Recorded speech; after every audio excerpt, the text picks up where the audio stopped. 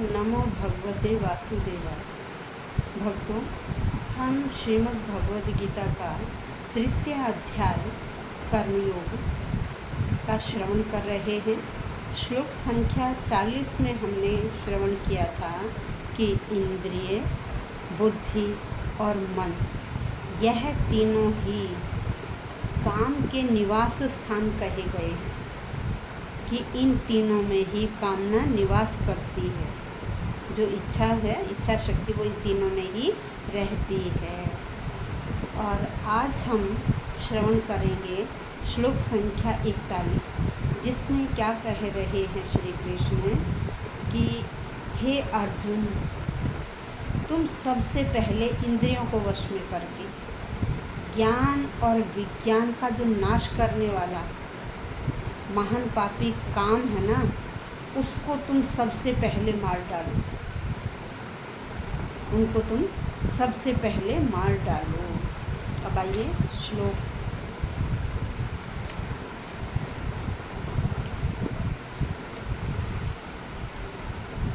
तस्मात् त्वम् इंद्रियाण्यादौ नियम्य भर्तर्षभ पापमानं प्रजहि हयेनं ज्ञान विज्ञान नाशनम्।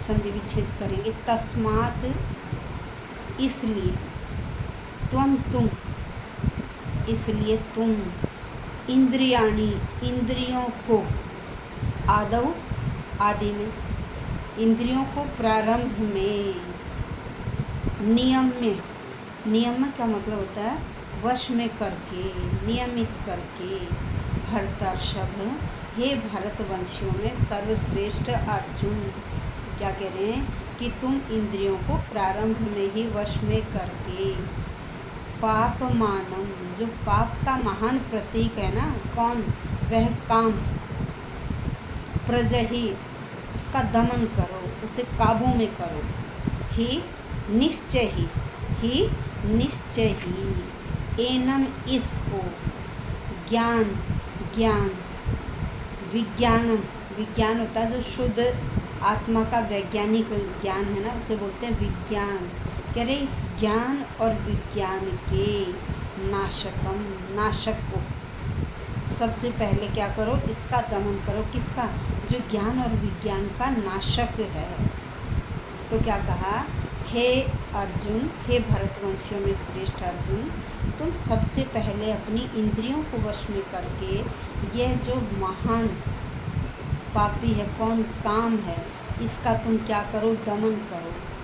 और जो क्या है, ज्ञान और विज्ञान का नाशक है, इसका प्रजहि, सबसे पहले तुम दमन करो। यहाँ श्री कृष्ण अर्जुन को कह रहे हैं कि अपनी इंद्रियों को संयम में करो। सबसे पहले मनुष्य को क्या करना चाहिए, अपनी इंद्रियों को वश में करना चाहिए।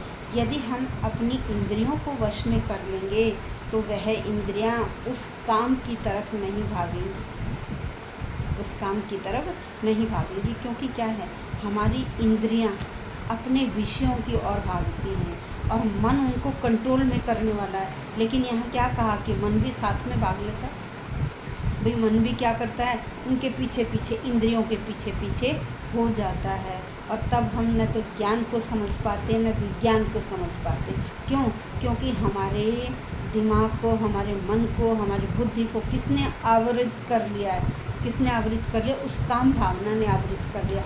जब काम भावना इन चारों को वश में कर लेती है तो तब हम अच्छे बुरे की पहचान नहीं कर पाते। केवल इंद्रिय सुख भोगने के लिए भागते रहते हैं। और मन क्या होगा, जितना हम इंद्रियों का सुख भोगेंगे, उन इंद्रियों की कामना और बढ़ती चली जाएगी, उन इंद्रियों की कामना और बढ़ती चली जाएगी। और क्या होगा कि हम यह नहीं समझ पाएंगे कि यह आत्मा शरीर नहीं है। यह जो हमें ये ज्ञान ही नहीं होगा कि आत्मा शरीर नहीं है। हम क्या सोचेंगे कि यह आत्मा ही शरीर है, भाई ये सब कुछ कर रही है, ठीक है। जब इंद्रियां भाग रही हैं तो मन भी पीछे पीछे जाए, हम भोग करें, तभी हमें आत्म तृप्ति होगी। क्योंकि मनुष्य क्या भौतिकवादी और हर व्यक्ति अपने सुख की कामना करता है।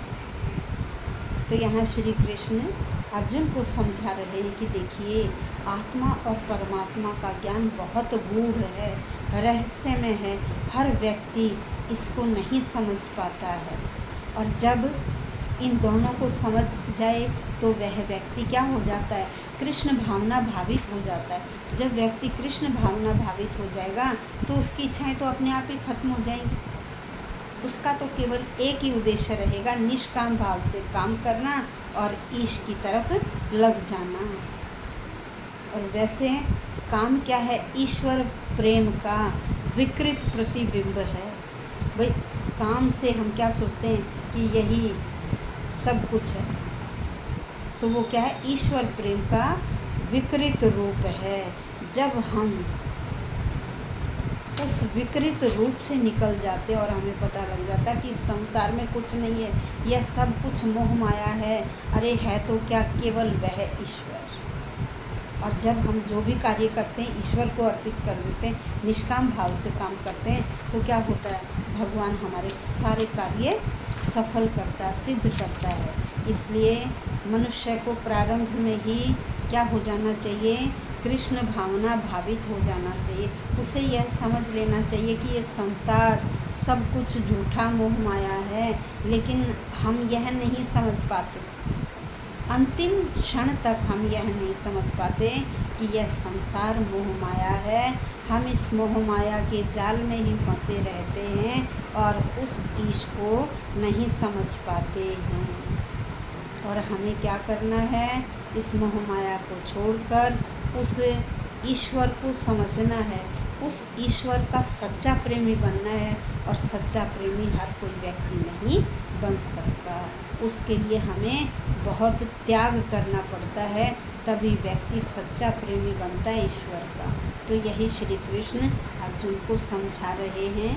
आज हमने श्लोक संख्या 41 का श्रवण किया। अब इस अध्याय के केवल 2 श्लोक रह गए हैं, श्लोक संख्या 42 और 43। तो कल हम श्लोक संख्या 42 का श्रवण करेंगे। धन्यवाद भक्तों।